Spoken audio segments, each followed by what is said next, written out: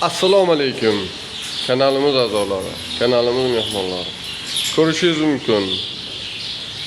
Katta mehmonxonada qanday karmushka, ya'ni o't soladigan joy. Shunchaki tekis holatda. Hech narsasi yo'q. Shunchaki o't soladi. Shu bilan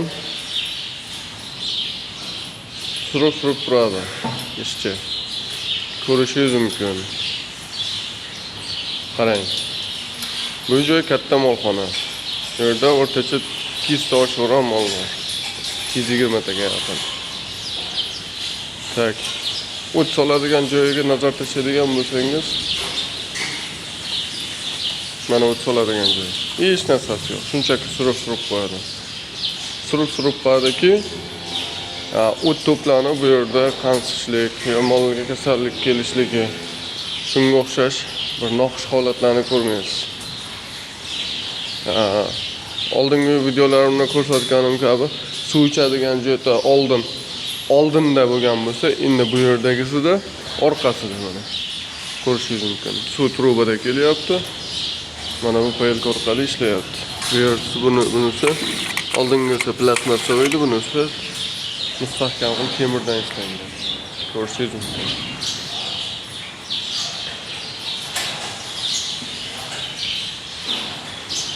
Kattagina molxona. Mana ko'rishingiz mumkin. Oldingi molxonadagi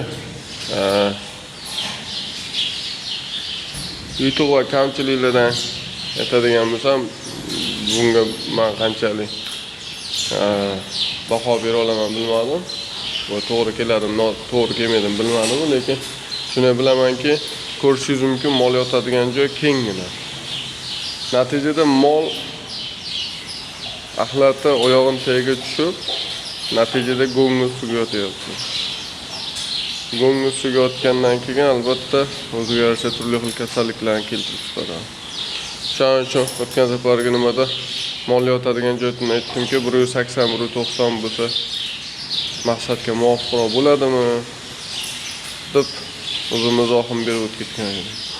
Hozir mana shu yerda ko'rishingiz mumkin, axlat tushadigan joyi bilan mollar orqa oyog'ini orasida o'rtacha 40 sm, 50 sm masofa borligi uchun mol go'ngiz suvga yotadi. Ko'rishingiz mumkin. O'zingizga kerakli ma'lumotlarni olasiz degan. Yana ko'rishingiz mumkin.